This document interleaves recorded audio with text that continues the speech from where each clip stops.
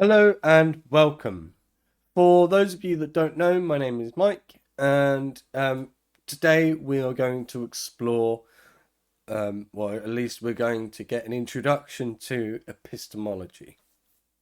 Now, in the last video, if you didn't watch it, we explored metaphysics and the nature of reality.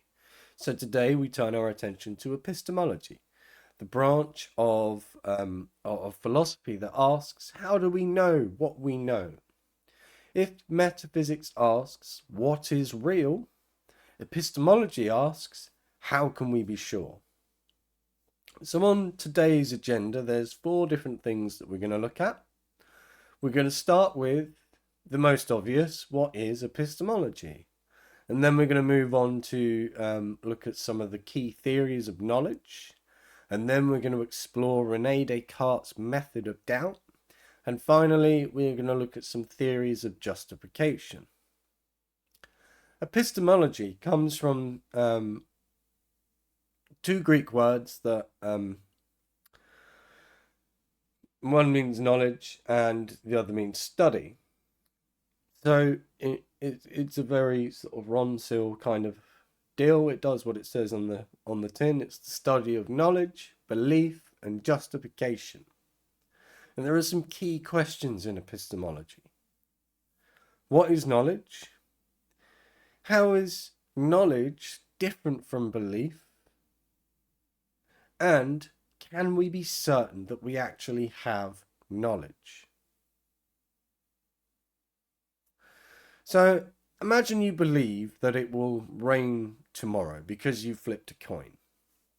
If it does rain, was your belief knowledge or was it just luck?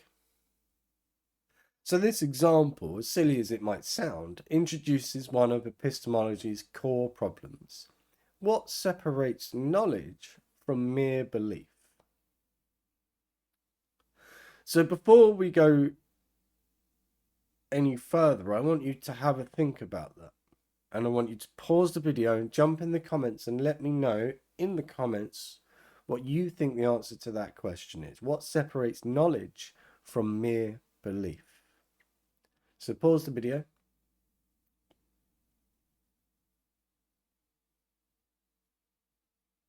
So did you do it? Did you jump in the comments and let me know what separates knowledge from mere belief? I look forward to reading all your responses. So philosophers have traditionally defined knowledge as justified true belief. To know something, 3 things must be true. You must believe it, it must be true, and you must have a reason to believe it. Or more to the point, you must have a good reason to believe it. So that is the sort of traditional definition of knowledge, justified true belief. You must believe it, it must be true, and you must have a good reason to believe it. So let's move on and look at René Descartes' method of doubt. One of the most famous explorations of epistemology comes from René Descartes, and Descartes wanted to find a foundation for certain knowledge. He began by doubting everything he could. So René Descartes' method of doubt is, well, it's fairly simple actually. So you doubt all beliefs based on the senses because senses can deceive us. Doubt even mathematical truths because what if an evil demon is deceiving us? and arrive at one indubitable truth. Cogito ergo sum.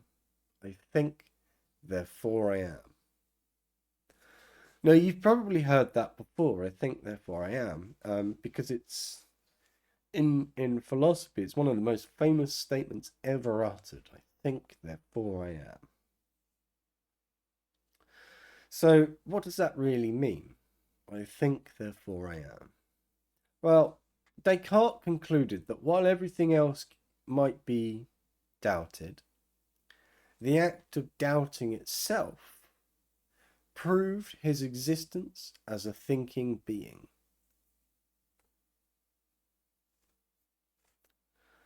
Which is quite profound insight when you really think about it. So, I have a little activity for you. Something that I want you to write in the comments, basically. So, can you think of anything in your life that you are absolutely certain of? I want you to write it down in the comments and consider whether it could be doubted or not. So write down the thing that you are absolutely certain of and write down whether or not you think it can actually be doubted. So pause the video and do that.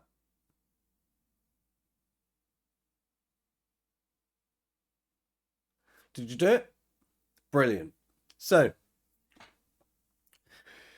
now that you've actually sort of put that thought process into practice, do you agree with Descartes that the only certainty is our own thinking? If so, why? And if not, why not? And this is another point where I want you to pause the video again. I want you to jump in the comments with your answer, and I want you to interact with one another as well. So if you see someone who says something you don't agree with, I want you to let them know. Be nice. We're having an adult discussion. We're not being turds on the internet. So, but I want you to question one another and doubt one another and doubt yourselves and so on, right? So do you agree with Descartes that the only certainty is our own thinking? Why or why not? So pause the video and jump in the comments with that. I'll be waiting. Did you do it? Brilliant. So let's have a look now at theories of knowledge and justification. Philosophers have, over the many centuries, have proposed different theories about how we justify knowledge. So let's look at the, well, there's lots of them, but let's look at three of these major ones: Rationalism, Empiricism, and Skepticism.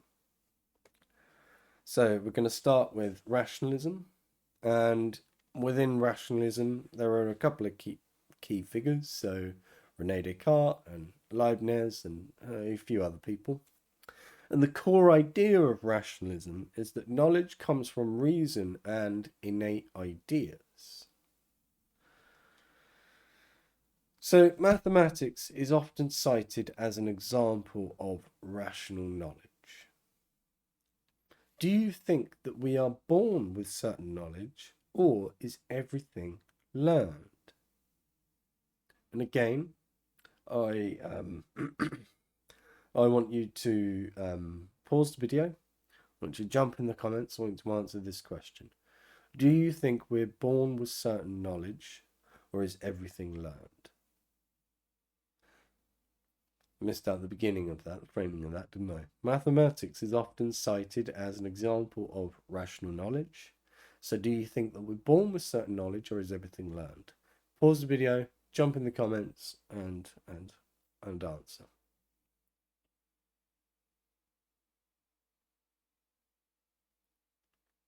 And you're back. Excellent. So let's have a quick look now at empiricism. So in empiricism, there are some key figures. You have like John Locke and David Hume and a bunch of other people.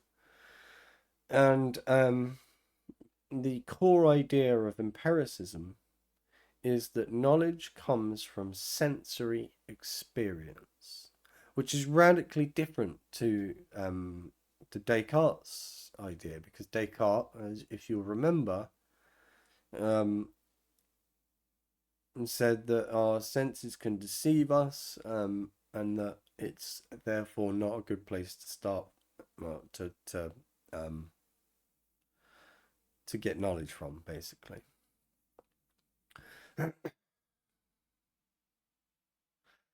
So that core idea that knowledge comes from sensory experience leads us to something worthy of discussion, I think. So if empiricism is true, can we ever fully trust our senses? What about illusions or hallucinations? I want you to have a think about that, and I want you to, again, pause the video and jump in the comments with your response. I'm not looking for an essay at this point, just what your sort of gut reaction to that question is. If empiricism is true, can we ever fully trust our senses? What about illusions or hallucinations? So pause the video, jump in the comments, and fire away, and I look forward to reading them. So you're back. Brilliant. So now we're going to have a look at skepticism. And like empiricism, David Hume is a key figure in the realms of skepticism. So the core idea of skepticism is that we can't know anything with any measure of certainty. So that leads to some interesting questions and thoughts, because, well, so do you think it's possible to live as a skeptic? And if you did, would that lead to just a total lack of action, complete inaction, a freezing of all activity? Or would it lead to some sort of freedom? Again, I want you to pause the video and jump in the comments and respond to that. Do you think it's possible to live as a skeptic? And would that lead to inaction or freedom? Pause the video, jump in the comments, and let me know.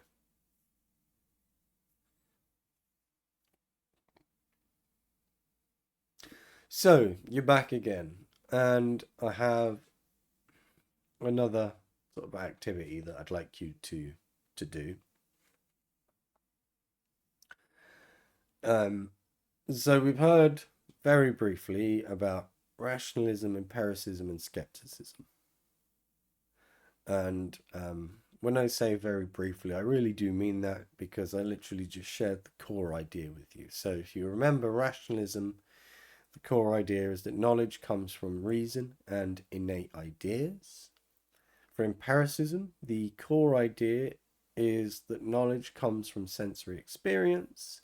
And in skepticism, the core idea is that we can't know anything with certainty. So I want you to think about those three different core ideas, those three different theories.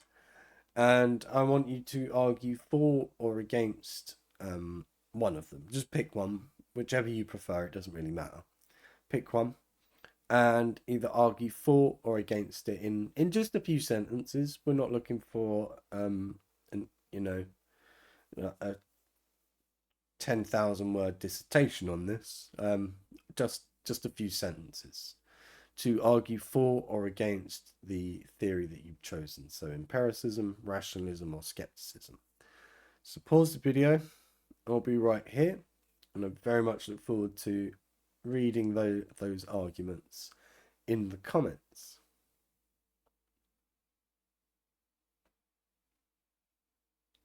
And you're back. Excellent. So let's move on to look at some of the sort of modern challenges to knowledge. So in the 20th century, philosophers like Edmund Gettier challenged the traditional definition of knowledge, which is justified true belief. And we call that challenge, we call it the Gettier Problem. So imagine you have a friend who, let me try that again. Imagine that you believe your friend owns a Ford because you saw them driving one yesterday. However, unknown to you, the car was borrowed. By coincidence, your friend does own a Ford, but it's not that Ford, it's a different one. So, do you have knowledge, or is it just a lucky guess? So that is essentially that is the Gettier problem in a nutshell, so to speak. So how do examples like this challenge our definition of knowledge? Is justified true belief enough, or do we actually need something more? I want you to think about this, because in that example I just gave, your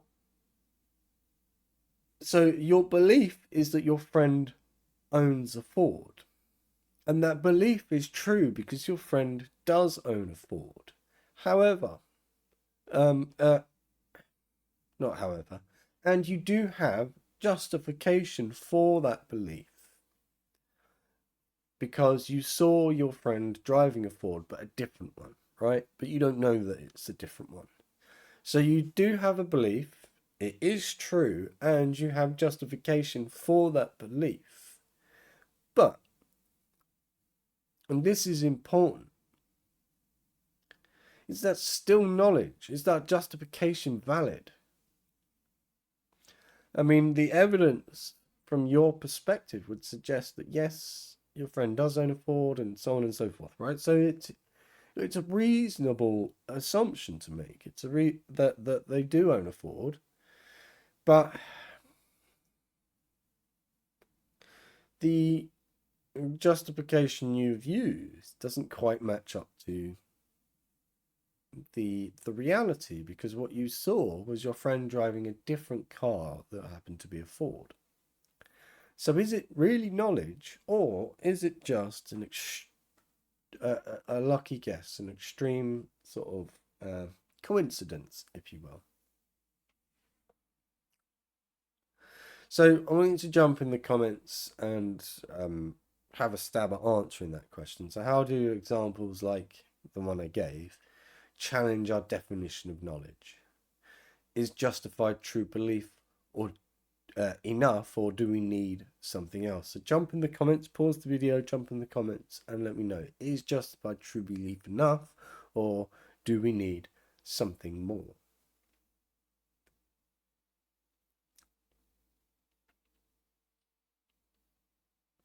Excellent, you are back again. So in this video we looked at, quite briefly, we looked at epistemology, and epistemology forces us to think about what we can truly know.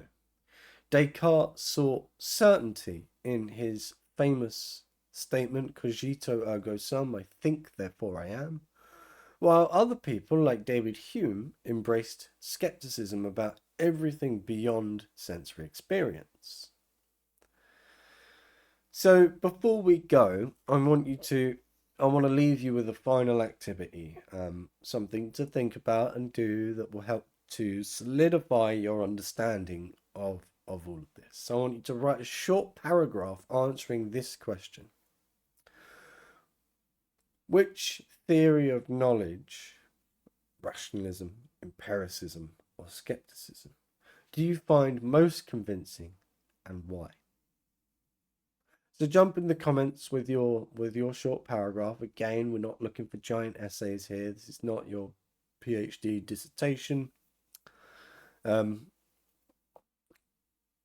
don't overdo it and overextend yourself. Just a short paragraph or two to answer the question. Which theory of knowledge, rationalism, empiricism, or skepticism, do you find most convincing, most compelling, and why? I look forward to reading those responses. I always enjoy reading the responses to this exercise whenever I teach it, so I look forward to it. And in the next video, we're going to have a bit of an introduction into ethics and explore the question of how we should live. So for that one, I need you to bring your critical thinking skills, because moral philosophy often has no easy answers. So I look forward to seeing you then. But before I go, I would like to ask, for those of you that got this far in the video, I would like to ask if you could like the video and subscribe to the channel. That would really help me out, but it would also mean that YouTube will show you more content from other creators as well that are talking about similar things, which will allow you to expand your knowledge. And if you think I've said something that's incorrect in this video, then please jump in the comments and let me know how dumb I am. Learning is, after all, a collaborative experience, so if nobody tells me that I'm an idiot, I just won't know. So jump in the comments and let me know. Thank you very much for watching. I really appreciate it, and I look forward to seeing you on the next one, where we dive headfirst into the world and the murky waters of ethics.